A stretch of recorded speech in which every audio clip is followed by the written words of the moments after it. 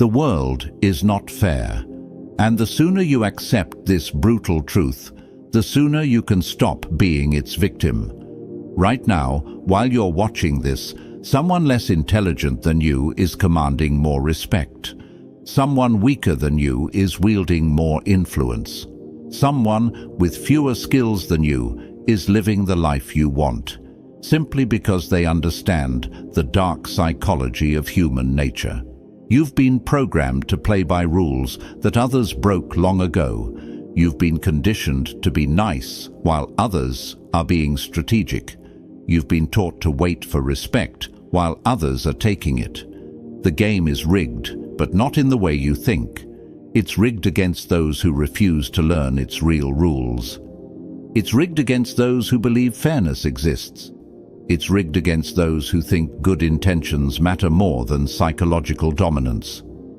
500 years ago, Niccolò Machiavelli decoded the true mechanics of power and influence. He discovered why good men finish last and why ruthless strategists rule the world. Today, I'm going to share 8 dark psychological principles that will transform you from someone who gets overlooked to someone who becomes dangerously confident, untouchable, and impossible to ignore. But I'm warning you, once you see the matrix of human psychology, you can never unsee it. Once you understand these principles, you'll never be able to play the victim again. Let me tell you about the moment everything changed for me.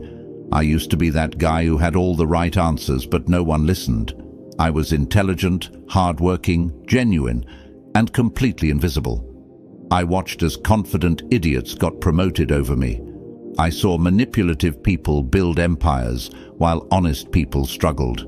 I witnessed charismatic sociopaths attract followers while decent people ate alone. And then I realized the truth that no one wants to admit. The world doesn't reward intelligence, it rewards influence. It doesn't respect good hearts, it respects strong presence. It doesn't care about your character, it cares about your psychological dominance.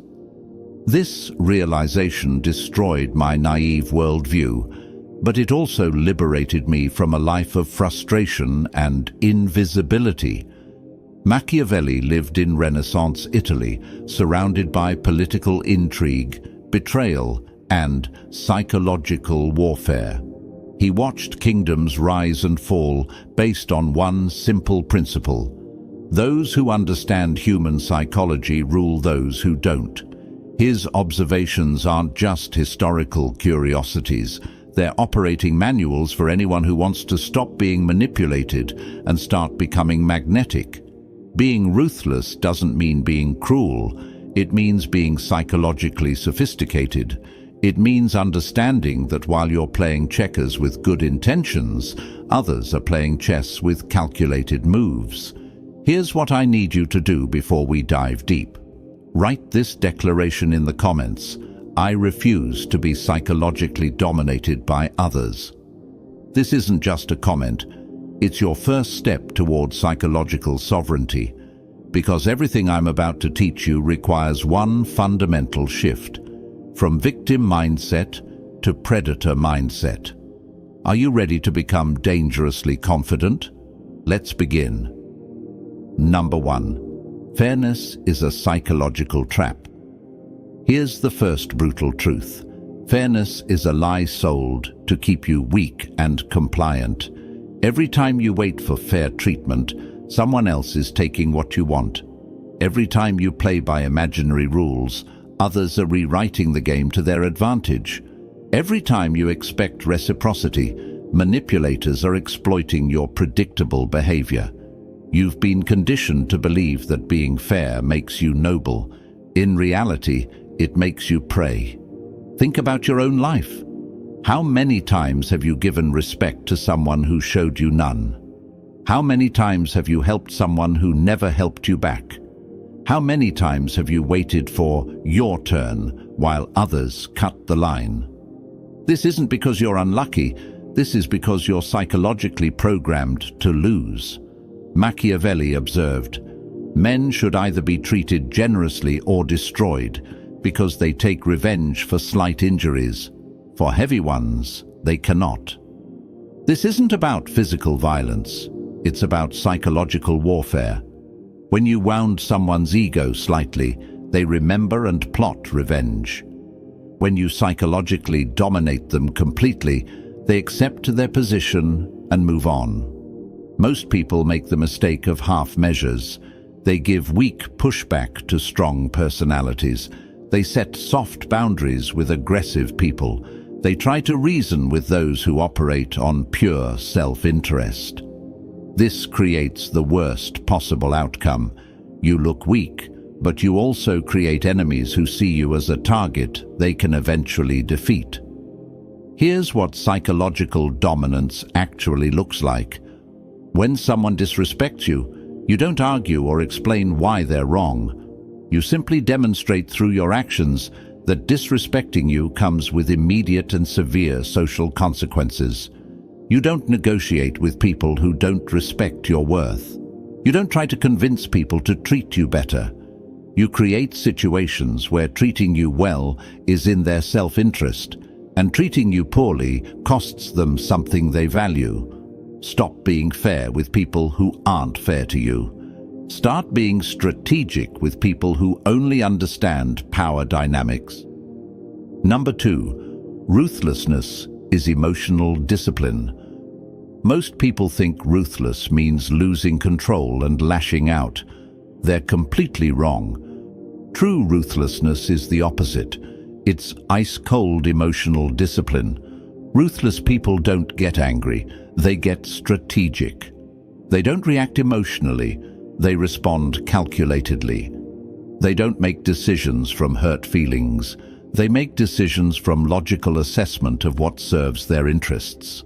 This is why emotionally reactive people never build real influence. They're predictable. They can be manipulated by anyone who knows which buttons to push. They give their power away every time someone makes them lose their composure. Psychologically dominant people understand that emotions are information, not instructions.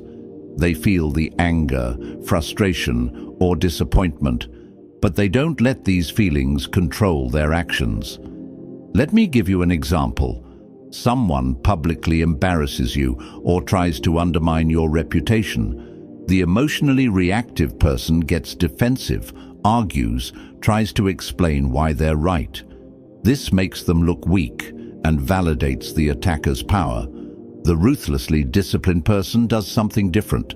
They note the attack, feel the emotion, then ask, what response would be most damaging to this person's social standing while elevating mine? Maybe they ignore the attack completely, demonstrating that the attacker isn't worth their energy. Maybe they respond with cold, factual correction that makes the attacker look foolish. Maybe they use the attack as an opportunity to show their superior composure. The key is that their response is chosen, not triggered.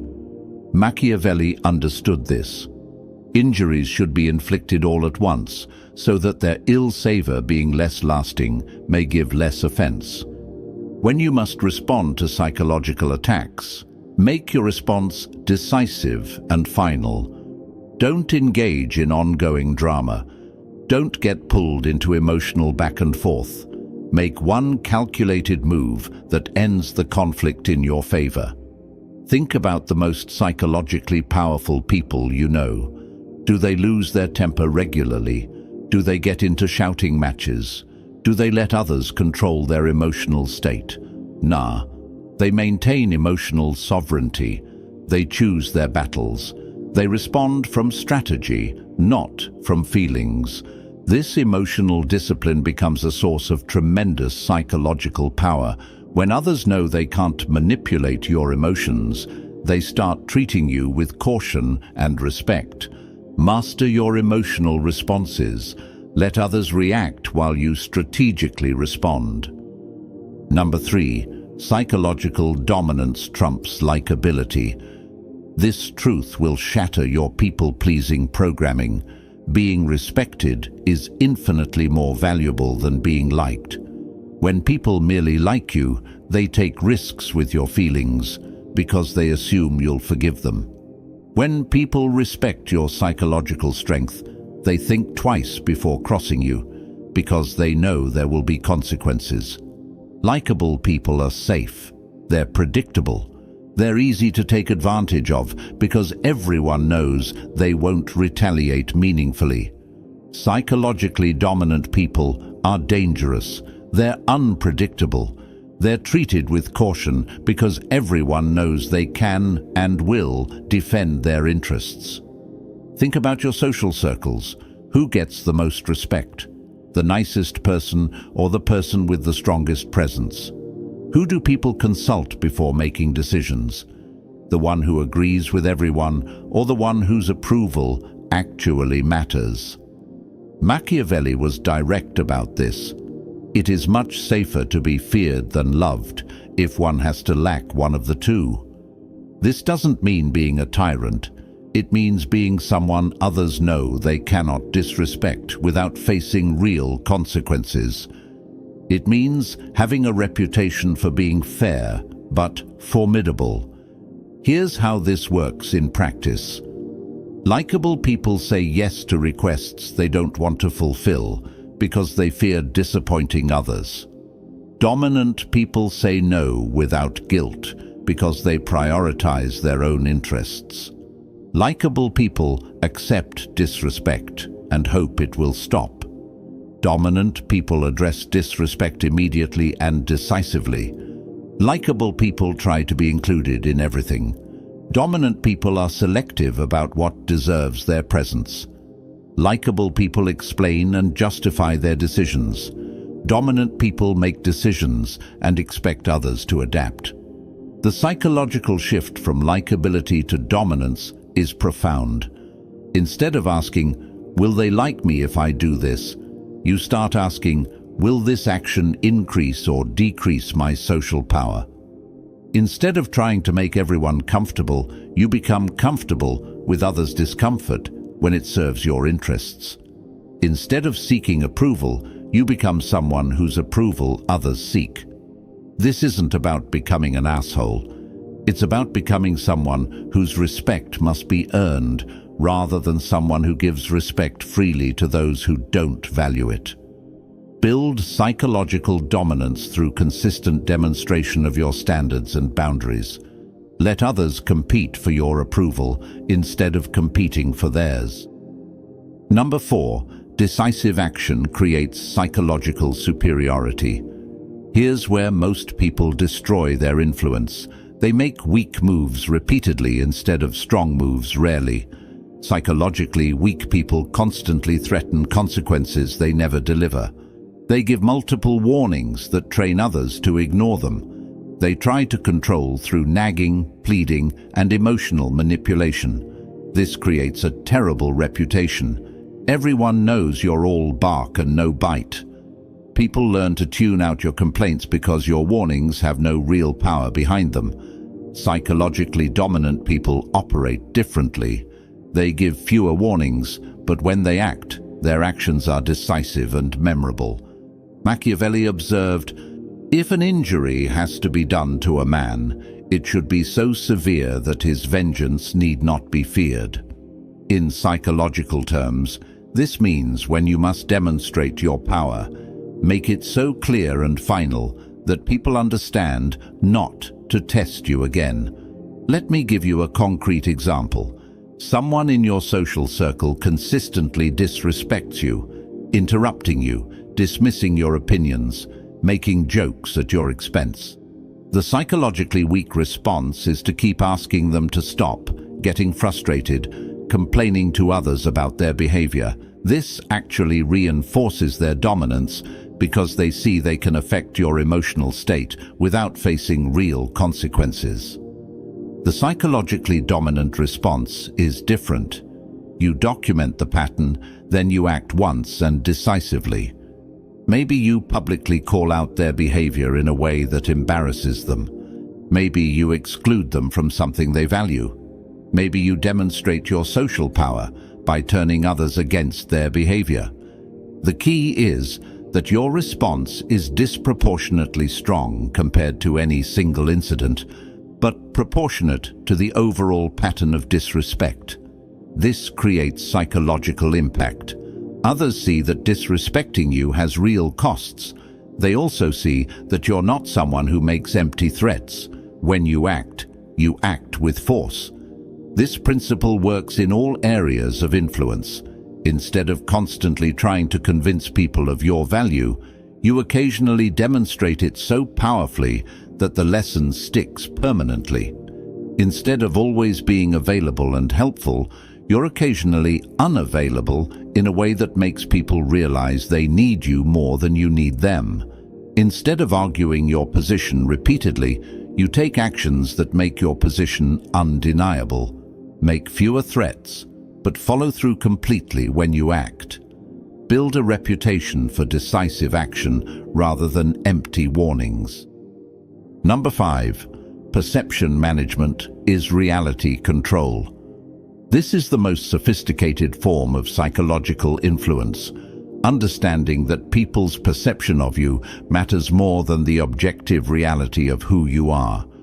Most people focus entirely on being good and assume others will naturally recognize their value. This is naive. Human psychology doesn't work that way.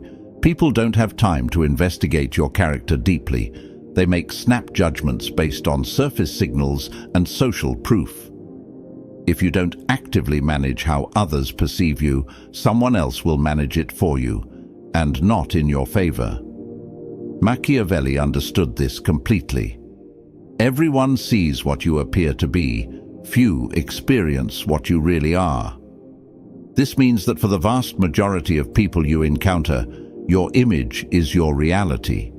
Your reputation is your power. Your perceived value is your actual value in their minds. Psychologically sophisticated people understand this and actively craft their image. They control the narrative about who they are before others create that narrative for them. This isn't about being fake. It's about being strategic in how you present your authentic qualities.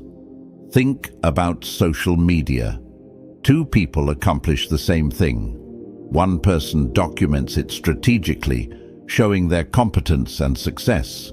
The other person says nothing, assuming their work speaks for itself. Which person gets more recognition, opportunities, and respect? The one who managed their perception. In face-to-face interactions, this means understanding that your body language, voice tone, clothing, and social confidence communicate your value before you say a single word. If you walk into a room with confident posture, make eye contact, and speak with authority, people unconsciously categorize you as someone important. If you slouch, avoid eye contact, and speak tentatively, people unconsciously dismiss you as unimportant. The psychological principle is simple. People treat you according to how you train them to see you. Here's how perception management works in practice. You control what stories people hear about you by strategically sharing your successes and downplaying your failures. You associate yourself with high-value people and activities to elevate your social status by proximity. You maintain some mystery about yourself, so people fill in the blanks with positive assumptions rather than knowing all your weaknesses. You project confidence even when you feel uncertain, because confidence is contagious and uncertainty is repulsive. Your reputation is your most valuable asset. Protect it, cultivate it, and leverage it strategically. Number 6. Narrative control is psychological warfare. This is the ultimate power move, controlling not just what happens, but how what happens gets interpreted and remembered. Every situation can be framed multiple ways. The same action can be seen as leadership or arrogance, confidence or selfishness, strength or aggression. The person who controls the narrative controls the meaning. Most people focus entirely on their actions and ignore the story being told about those actions. This is a massive mistake. In human psychology, the story often matters more than the facts. Think about any conflict you've witnessed. The person who gets to tell their version first and most persuasively usually wins in the court of public opinion, regardless of who was actually right. Machiavelli observed, "Men in general judge more from appearances than from reality. People don't have time to investigate every situation thoroughly. They rely on the simplified story they hear from trusted sources. Whoever controls that story controls what people believe." This means you must become skilled at framing your actions in ways that serve your interests. When you succeed, you control the story of how you succeeded. When you fail, you control the story of what you learned. When others attack you, you control the counter-narrative. Here's how narrative warfare works in practice. When you make a difficult decision that might be unpopular, you frame it in terms of principles and long-term thinking rather than immediate self-interest. When someone tries to make you look bad, you don't just defend yourself. You reframe their attack as evidence of their weakness or jealousy. When you achieve something significant, you tell the story in a way that highlights your strategic thinking and character, not just your luck or natural talent. Let me give you a concrete example. You decide to cut off a toxic friend who has been draining your energy. They might tell people you're selfish and abandon them when they needed you most. If you don't control this narrative, people might see you as heartless. But if you proactively frame the story, "I had to set boundaries with someone who was affecting my mental health and refused to respect basic friendship reciprocity," people see you as someone who values themselves appropriately. The same action, completely different perception. Advanced narrative control means anticipating how your actions will be interpreted and getting ahead of negative interpretations before they take hold. Always consider not just what you're doing, but how what you're doing will be perceived and discussed. Shape the story before others shape it for you. Number 7. Systematic consequences. Create psychological authority. The most sophisticated form of influence doesn't rely on emotion, threats, or manipulation. It relies on creating predictable systems where certain behaviors automatically lead to certain outcomes. This is psychological mastery because it removes your personality from the equation. People can't argue with systems the way they argue with personal decisions. They can't manipulate automatic consequences the way they manipulate emotional responses.